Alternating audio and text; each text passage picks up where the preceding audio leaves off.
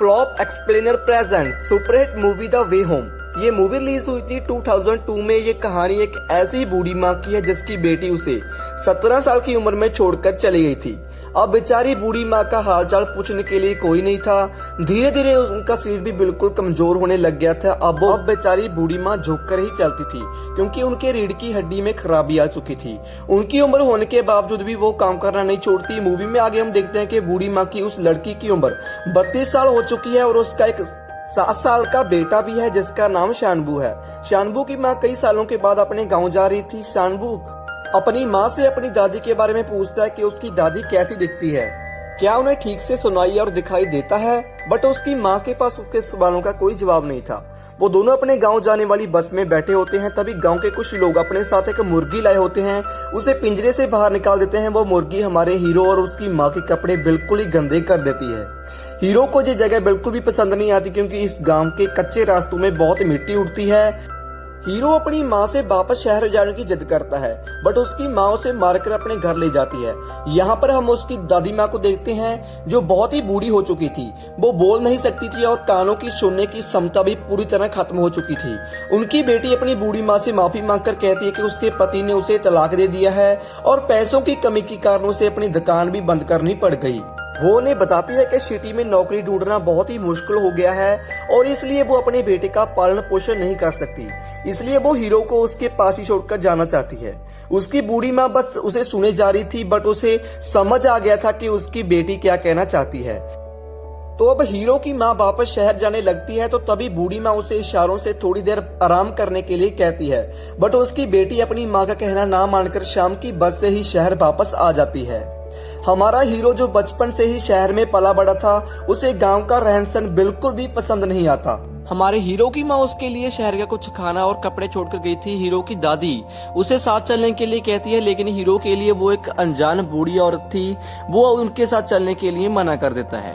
वो अपनी दादी के बुढ़ापे का मजाक उड़ाकर उन्हें गूंगा और बहरा कहता है। यह जानकर दादी माँ को बहुत बुरा लगता है। इसके बाद दादी अकेले ही पैदल जाने लगती है बट हीरो उनका पीछा करता है और साथ ना चलने का दिखावा भी करता है। रात होने पर दादी पोता साथ में खाना खाते हैं। दादी अपने हिस्से का खाना भी उसे दे देती है बट हीरो तो हमेशा वीडियो गेम खेलता रहता था और दादी माँ उसे देखती रहती थी पर वो कभी भी हीरो को कुछ नहीं कहती थी। उनके गांव में शहर जैसे टॉयलेट की सुविधा भी नहीं थी इसलिए हीरो को एक पॉट में ही टॉयलेट जाना पड़ता था जिसे उसकी दादी स्वयं अपने हाथों से ही साफ किया करती थी। शानबू डेली अपनी दादी को बाल्टियों में भरे पानी का भार उठाए देखता रहता था मगर उसकी दादी की जिंदगी में एक सब्र था जैसे कि उसने जिंदगी में सुख दुख के सारे ही लम्हों को जी लिया हो। अगले दिन गांव का एक लड़का हीरो को उसके साथ खेलने को कहता है मगर हमारे हीरो को तो अकेला रहना ही पसंद था। हीरो की दादी उसे कुछ नहीं कहती थी, बस हीरो को जिस चीज की भी जरूरत होती वो उसे दे देती थी। कुछ दिनों बाद हीरो घर में अकेले रहकर तंग आ चुका था। वो अकेले ही पहाड़ी के नीचे गांव की तरफ जाने लगता है। जब उसे उसके साथ खेलने के लिए कोई दिखाई नहीं देता तो वो थक हार कर वापस घर आ जाता है। हीरो की दादी अपने घर में सिलाई का काम किया करती थी मगर आंखों की रोशनी कम होने के कारण वो हीरो को सुई में धागा डालने के लिए कह देती थी। हीरो सुई में धागा डालकर दोबारा अपना वीडियो गेम खेलने लग जाता था। जब भी सुई में धागा खत्म होता तो वो उसे वापस सुई में धागा डालने के लिए कहती।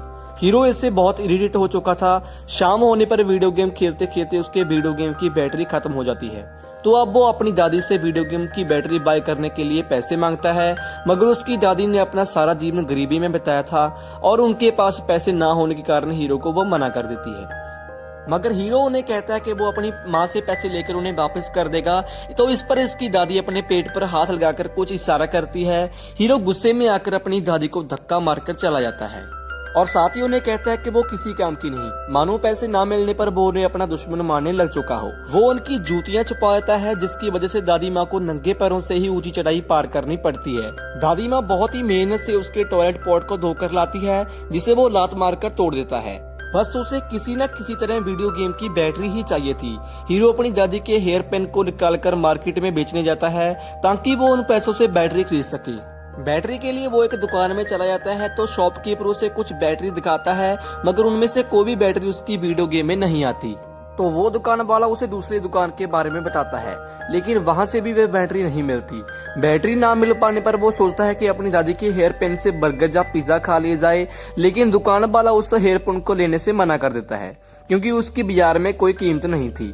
हीरो सैड होकर घर वापस आने लगता है, मगर गांव से इतनी दूर आने के कारण वो रास्ता भूल जाता है। वो जोर जोर से रोने लगता है, लेकिन तभी एक व्यक्ति उसे रोते देख घर वापस छोड़ने चला जाता है, जो उसके ही गांव के पास रहता था।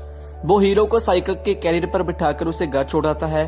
हीरो की दादी उसका बेसब्री से इंतजार कर रही होती है। अब हीरो और उसकी दादी घर जाने लगते हैं। अगले दिन दादी माँ उसके कपड़े धोकर धूप में सुखाती है, लेकिन तभी बारिश शुरू हो जाती है और कपड़े भी भीगने लगते हैं। हीरो उन कपड़ों को उतार लेता है, मगर जब बारिश बंद होकर धूप निकलती है तो वो अपने कपड़ों पर तो कपड़ा रोकने वाले 2 क्लिप्स लगाता है, मगर अपनी दादी के कपड़ों पर एक भी क्लिप नहीं लगाता।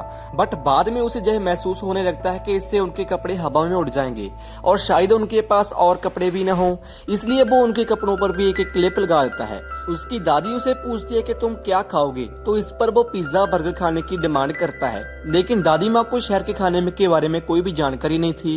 हीरो के द्वारा पिज्जा बर्गर खाने का चार्ट दिखाने पर भी दादी माँ को कुछ समझ में नहीं आता। तभी वो इशारा करके फ्राई चिकन लाने को कहता है। तभी दादी माँ कुछ खरबूजे तोड़कर शहर की तरफ पैदल जाने लगती है, क्योंकि इससे ही वो अपने पोते की डिमांड को पूरा कर पाती।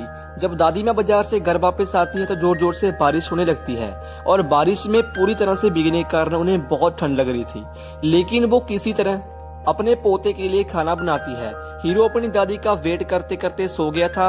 उसकी दादी उसे उठाकर कहती है कि उसने उसके मनपसंद का खाना बनाया है, मगर हीरो को वो खाना बिल्कुल भी पसंद नहीं आता, क्योंकि उसे तो रेस्टोरेंट का फ्राई चिकन खाना था। वो उस चिकन को खाने से मना कर देता है और रोने लग जाता है। दादी बहुत उदास हो जाती है, क्योंकि उसे लगा था कि उसके द्वारा बनाया खाना उसे बहुत ही पसंद आएगा, मगर ऐसा नहीं होता। मॉर्निंग होते ही हीरो उठता है और अब उसे जोरों की भूख लगी थी। वो अपनी दादी के हाथों से बना चिकन खाने लग जाता है। तभी उसकी नजर उसकी लेटी हुई दादी पर पड़ती है। दरअसल उसकी दादी ने भी रात को कुछ नहीं खाया था और उन्हें बहुत तेज बुखार हो चुका था। हीरो उनके सर पर एक गीली पट्टी रखता है ताकि वो जल्दी से जल्दी ठीक हो जाएं, और उन्हें खाना गर्म करके देता है। दादी के पास जाने पर वो देखता है कि उसकी दादी ने तो उसके हेयर पिन की जगह एक चम्मच को मोड़कर अपने बालों में लगा दिया था। तभी वो अपनी दादी का हेयर पिन वापस करके उनके बालों में लगा देता है। थोड़ी ही देर बाद वो नीचे गांव में आता है। वो देखता है कि वहां पर एक लड़की खाने के खाली पैकेट्स को इकट्ठा करके घर घर वाला खेल खेल रही थी। वो इस लड़की को पसंद करने लग जाता है। अगले ही दिन हीरो और उसकी दादी बाजार जाने लगते हैं, क्योंकि दादी माँ अपने घर में उगाए हुए खरबूजे बेचकर ही अपने पैसे कमाया करती थी। उस दिन काफी इंतजार करने के बावजूद भी बाजार जाने वाली बस नहीं आती और उन्हें पैदल ही शहर जाना पड़ता है। हीरो के द्वार के पीछे खड़ा होकर अपनी दादी को खरबूजे बेचते हुए देखता है। ये सीन बहुत ही इमोशनल होता है। हीरो की दादी सारे खरबूजे नहीं बेच पाती, लेकिन कुछ पैसे कमाने के बाद दादी अपने पोते को नए जूते दिलवाती है और एक महंगे होटल में उसका मनपसंद खाना भी खिलवाती है। लेकिन वो पैसे बचाने के लिए खुद पानी पी रही थी। आगे जाकर हीरो एक बैटरी की दुकान देखता है, बट उसे पता था कि सारे पैसे खर्च हो चुके थे, इसलिए वो जिद नहीं करता। इसके बाद वो अपने घर जाने वाली बस को ढूंढने लगते हैं, मगर उन्हें वो बस नहीं मिलती। तभी बस का कंडक्टर दादी को बोलता है कि उसकी दोस्त बहुत बीमार है और उसे उसका हालचाल पूछने के लिए जाना चाहिए। दादी अपनी सहेली को मिलने के लिए जा रही थी, इसलिए वो हीरो को इशारों से पूछती है कि उसे क्या खाना है। हीरो एक बच्चे को चोको पाई खाते देखकर इशारा करता है, क्योंकि दादी को यह पता नहीं था कि दुकान में जाकर क्या कहना था। वो चोको पाई के रैपर को साथ ले जाती है। वो अपनी दोस्त के पास आकर उसकी तबीयत के बारे में पूछती है और दादी माँ उसे वो रैपर दिखाती है और वो उनके लिए 10 चोको पाई पैक कर देती है, मगर पैसे नहीं लेती। पर बदले में दादी उसे कुछ खरबूजे देती है। तभी वो बूढ़ी औरत दादी माँ को कहती है कि अगर मौका मिले तो जरूर मिलने आना, इससे पहले कि हम दोनों में से कोई एक मर जाए। ये सुनकर दादी थोड़ा मुस्कुराती है और बस की तरफ आने लगती है। मूवी में आगे हम देखते हैं कि हीरो बस में उसी लड़की के साथ बैठा था, मगर वो लड़की उससे बात नहीं करती। तभी वो अपनी दादी से कहता है कि वो बस में अकेला ही जाएगा और वो दादी माँ से कहता है कि वो साथ ना आए, बट दादी माँ बस के बाहर ही खड़ी थी। दादी अपने पोते से कहती है कि बचे हुए खरबूजे साथ ले जाए, क्योंकि वो बहुत ही भारी होते हैं, लेकिन हीरो ऐसा करने से मना कर देता है। इतनी ही देर में बस चल पड़ती है और बेचारी दादी माँ पीछे ही रह जाती है। इस मूवी का अगला पार्ट देखने के लिए वीडियो को लाइक, चैनल को सब्सक्राइब और प्यारा सा कमेंट करना। जय हिंद।